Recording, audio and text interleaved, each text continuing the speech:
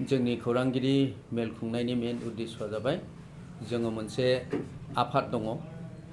Bodoland movement एक्स worker जोंहा मोनसे association दङ बे एसोसिएशननिफ्राय लानानै जों दिनैहाय जि खौरांगिरि मेल खालामदों बे खौरांगिरि मेलआ जोङो UPPL खौ जों सापर्ट खालामनायनि खौरांगिरि मेल बे जोङो थांनाय जेनोखि जों 1986 आव निफ्राय लानानै जोङो आन्दलन खालामबोदोंमोन बेनिफ्राय जोङो माने 1993 सनाव 1993 आव जोङो BSc एकर्ड मोनबाय नाथाय जोङो बे BSc एकर्डनावबो जों जेबो मोनाखै बेनिफ्राय जों थायै थाबाय बेनिफ्राय जोङो 1993 निफ्राय जोङो 2003 सिमावहाय जि BTC एकर्ड जाबावबाय BTC सरकारा जोंनो जेबो जोंनि एक्स वर्कारफोरखौ जोंखौ नायफिनाखै जोंखौ मोनसे जाबोरफोर बादि बिथांमोना जोंखौ मुगैबोबाय जोंखौ जेबो नायफिननायलाय जोङो दिनैहाय बे 2020 नि 27 जानुवारिनि एकर्डखौ लानानै जोङो बिथांमोनखौ जों मोजां नोजोर बोनानै बिथांमोना जोंनिसिम माबा मोनसे अनसुंथाइ होनो हागोन बा जोंखौ हेफाजाब होनो हागोन बे नोजोरखौ बोनानै जों दिनै UPPL खौ जों सापर्ट होबाय आरो जोङो दिनैहाय जोंनि बे 31 जे कन्स्टिटिउन्सियावहाय जोंनि माबा दङ जयन्त सार दं बे जयन्त सार बिथांखौनो जोङो एक्स वर्कार कमिटिनिफ्राय जोंनि आन्चलिक आरो जोंनि सेन्ट्रेल जोंनि डिस्ट्रिक्ट बडि जों मोनफ्रोमबो बडिफ्रा जों साफ्रोमबो जोंनि एक्स वर्कारफ्रा जों थोंजोङै जयन्त सारखौ जोङो हेफाजाब होगोन आरो बिथांनो जोङो भट होनानै जों बिथांखौ जों बिपुल भटनावहाय जोङो देरहाहोनो सानदों बिथांखौ जोंनि बे बड'लेण्ड मुभमेन्ट एक्स वर्कार कमिटिया जों बेखौनो आसा फारिदों जोंनि जे दानि बिटिआर एकर्ड खालामनाय जोंनि सिगनेटरिफोर जों बिथांमोनजों जोङो गोबां जों रायलायनायनि गेजेरजों जोङो बिथांमोननिफ्राय माखासे अनसुंथाइ जों मोननायनि लामा दङखाय आरो जोङो मोनगोनखौ जों आसा फारिनानै दिनै जोङो जोंनि बड'लेण्ड मुभमेन्ट एक्स वर्कार एसोसिएशना जोंनि सेन्ट्रेल आफाद जोंनि डिस्ट्रिक्ट आफाद बेनिफ्राय जोंनि आन्चलिक दिनैहाय जोंबो बे बेंटल आन्चलिक कमिटिया जों साफ्रोमबो जोंनि एक्स वर्कारफ्रा जोङो जयन्त सारखौ UPPL नि बिजाथि जयन्त सारखौ जोङो भट होनानै जों देरहाहोगोन आरो बिथांमोननिफ्राय जों एसेब्लाबो जों अनसुंथाइखौ मोनगोन होननानै जों मिजिंथिदों आरो आंनि मुङा फिनियन हाज'वारि आङो जोंनि बड'लेण्ड मुभमेन्ट एक्स वर्कार एसोसिएशननि आङो सेन्ट्रेल बडिनि सासे एसिस्टेन्ट सेक्रेटारि आरो लोगोसे आङो जोंनि चिरां डिस्ट्रिक्ट बड'लेण्ड एक्स वर्कार एसोसिएशननि आङो सासे प्रेसिडेन्ट थ' बे खौरांगिरि मेलनि गेजेरजों जोङो बेखौनो फोरमायनो नागिरदों न' डाउट जोङो नुदों 2020 सालनि 27 जानुवारियाव जि बिटिआर एकर्ड जाबाय बे एकर्डआव जोङो माखासे सुक्तिफोरनि दफाफोरखौ जोङो नायबाय आरो बे दफाफ्राव जोङो नुबाय बे सुक्तियाव माखासे जोंनि बिदा फंबाय NDB-फोरनि बेवहाय माखासे सुक्ति दङ बिथांमोननि दफाफोरखौ मेनसन खालामनाय दङ नाथाय जोंहा बेवहाय बड'लेण्ड एक्स वर्कार एसोसिएशन हिसाबै जोंनि थाखाय बेवहाय जेबो दफा गैयाब्लाबो सरकारा जिहेतु जोंनिनो लकेल सरकार होननांगोन जोंनि बे बिटिआर सरकारखौ थ' बिनिखायनो जोंहा जोंनि थाखाय बेबायदि स्पेसियेल दफा गैयाब्लाबो जोंहा फोथायनाय दङ बिटिआर सरकारनि सायाव जाहाथे जोंनि माखासे 1986 निफ्राय लानानै 2020 सिमाव जोंबो एक्स वर्कार हिसाबै अहरह बे आन्दलनाव बाहागो लाबोदों न' डाउट सिगांनि समाव हयथ' माबा हिसाबै सोलिबोदोंमोन मा होनो हस्त्र संग्राम हिसाबैबो सोलिबोदोंमोन नाथाय बिनि उनाव जोंनि प्रमद सार दैदेननायनि गेजेरजों गणतान्त्रिक भाबै बे आन्दलना सोलिबोदों आरो बियो सान्तिपुर्नयैहाय दिनै सुक्ति जानानै थांबाय बेनिखायनो जोंहा फोथायनाय दं जोंनि थाखाय दफायावहाय मेनसन खालामनाय सुक्तियावहाय मेनसन खालामनाय गैयाबाबो जोंहा लकेल गभर्नमेन्टखाय जोंहा मोनसे फोथायनाय दं आरो आसा दङ जोंनि माखासे दाबि दावाफोरखौ जोंनि बेबायदि एफाग्राब दुखु सैबोनाय गोबाङानो जिउ गोमाबाय गोबाङानो जिनाहारि खालामजाबाय गोबाङानो जेल जानानैहाय खस्थ' मोनबाय आरो गोबाङानो न' बां सावजादों बुख्रेबजादों आरो गोबाङानो जोंनि गेजेराव रुंसारि जाबाय आरो गोबाङानो जोंनि गेजेराव दाबो गोथाङै दं। दासिमाव जोङो चिरां डिस्ट्रिक्ट हिसाबै जोंनियावहाय 1548 जन एक्स वर्कार हिसाबै दङ। थ' जोंहा फोथायनाय दं आरो जों मेम'रेन्डामखौ प्रमद सारनो थांनाय 25 तारिख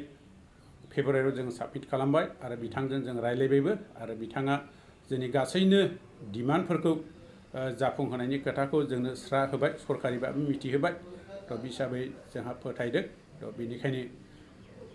जाय दलाव जाय संगठनाव मोजां नीति आदर्श दङ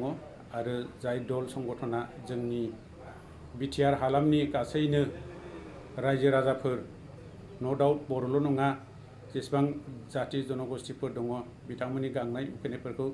समान नोजोरजों नायगोन जोंहा फोथायनाय दं। बेनिखायनो जोंबो दिनै मोनसे प्लेटफर्मनि गेजेरजों बड'लेण्ड एक्स वर्कार एस'सिएशन हिसाबै जोङो दिनै प्रमद सारनो बे डिमान्डफोरखौ माबाफोरखौ जोङो गथायबाय आरो बिथांनि खोथा होनाय बायदि जोङो दा फुरा आसा दङ। आरो जिहेतु दा आन्दलना जोब्बाय, आन्दलन होननाय बुस्थु आरो गैलिया। थ' बेनिखायनो आन्दलन होनना बुङोब्ला दा बेलट पेपारनि सायावसो बियो सोनारनानै थाबाय। बेनिखायनो जोंनि बिटिआर सुक्तिनि मोनफ्रोमबो दफाफोरखौ जाफुंहोनायाव जोंबो एक्स वर्कार एस'सिएशन हिसाबै बेखौ मदद होनायाव जोंहा फुरा गोसो दङ आरो बेबायदिनो बिटिआर सुक्तिनि मोनफ्रोमबो दफाया मावफुंजोबजायोब्ला निस्सय गासैनो रायजो राजाफ्रा मोनसे गांनाय उखैनायनिफ्राय उदांस्रि मोनगोन आरो गावनि लुबैनायफोरनिफ्राय उदांस्रि मोनगोन आरो जाथि हिसाबै एबा मानसि हिसाबै मोनसे मर्यादायाव फैगोन होननानै जोंहा फोथायनाय दं। बिएससि एकर्ड जाखांनायनि उनाव नो डाउट माखासे मा होनो जोंनि एक्स वर्कारफ्रा माने माखासेया लन हिसाबैसो मोनदों, अनसुंथाइ हिसाबै नङा, लन हिसाबैसोमोन। नाथाय बे समावहाय प्रथम अबस्था हिसाबै जोंनि गोबाङानो जिहेतु टेकनिक गैयामोन, खायदाफोर गैयामोन, खायदा कौशलफोर गैयामोन, बेनिखायनो बियो लनसो जानायखाय जोंनि मानसिफोरा सास्टेनेबल जानो हायाखै आरो बिएससि सुक्तिया जोंनि थाखाय जथेस्थ' नंखायामोन, जायनि फलाव समग्र बर' रायजो राजानो बे सुक्तिया जोंनि थाखाय थोजासे नङा होननानै बेखौ नाखस खालामदों। आरो बिनि उनाव फिन जोंनि बिएलटि बिदा फंबायफोरनि संग्राम खालामनायाव 6 बोसोर आन्दलन खालामनायाव बिटिसि सुक्ति जाबाय आरो बिटिसि सुक्ति जाखांनायनि उनाव जोंनि दिनै जेरैहाय बड'लेण्ड एक्स वर्कार एस'सिएशन जेरै दादोंमोन थिग बेबायदिनो मोनसे समावहायबो बाखुरा ग्रुप होननानै मोनसे आफाद दादोंमोन आरो बिथांमोननि थांखिया बेनोमोन माने एक्स वर्कार हिसाबै माबा मोनसे सरकार बिटिसि सरकारनिफ्राय अनसुंथाइ मोनगोन होननानै। नाथाय बेथ' जायाखिसै आरो बेखौ गनायनायबो जायाखिसै। बे हिसाबै दिनै फिन आरोबाव बिटिआर सुक्ति जानाय लोगो लोगो जोंनि एक्स वर्कारफोरनि गोसोआव बेबायदि साननाय सफैदों, सिगांनि मोननै सुक्तियाव जुदि जेबो मोनाखैबा दा 3 खेब सुक्ति जानायनि उनाव बिनि उनावथ' आरो जेबो सुक्ति गैखाला नालाय, बे हिसाबै जोंहा बेनो फाइनालसै। बेनिखायनो जोंहाबो मा होनो माबा मोनसे जोंबो थांनानै थानायनि मानसि हिसाबै मर्यादाया जोंहाबो थाथोंसै बेबायदि साननानै जोङो दा बिटिआर गभर्नमेन्टनि सायावहाय फोथायनाय दङ। जिहेतु सरकारा जोंनिनो जाबाय हिसाबै जोङो माबा मोनसे अनसुंथाइखौ निस्सय जाफुंहोगोन। आरो जोंनि बे आफादखौ दानायनि मुल उद्देश्यआ जोङो बेबायदि सरकारनिफ्राय थाखा फैसा बिनाय नङाब्ला जोंनि थांनानै थानायनि थाखाय राहा बिनायल' नङा। नाथाय बियो जिहेतु जोङो एक्स वर्कार हिसाबै जोङो फुरा मोनसे सिन्था धारायाव आरो बैसोआव मोनसे राग'नाय जोङो सोद्रोमाफोर बे हिसाबै जोङो जाथिनि थाखाय नङाब्ला मा होनो रायजो राजाफोरनि थाखाय जोङो मोनसे माबायदि जानानै थागोन नागरिक समाज माने सिभिल ससाइटि, जाय सिभिल ससाइटिया माने सरकारखौबो बाथ्रा बुंनो हायो, खोथा बुंनो हायो जे बेबायदि जुदि सरकारा जोंनि दानि दं सरकारा जुदि मिसलिड जालाङोब्ला निस्सय जोङो बे नागरिक समाजा बा एक्स वर्कार एस'सिएशना हयथ' खोथा बुंगोन, प्रमद सारनाय बिदि सलायनाया थिग जायाखिसै, सोरनिबा सलायनाया थिग जायाखिसै, जोंबो हयथ' बिदि बुंलांनो हागोन। आरो नागरिक समाज जाबाय जेब्ला जोंहाबो मोनसे दायित्व थाबाय जे जोंबो समाजखौहाय मोनसे गोग्गो थासारियाव लाबोनो थाखाय जोंहा मोनसे दायित्व दं होननानै जों सानदों आरो। थ' बेनिखायनो जोंनि बे आफादखौ दानायनि गुबै थांखिया जाबाय जों सरकारनिफ्राय माबा मोनसे थांनानै थानायनि बिनायल' नङा, बिनि अनगायैबो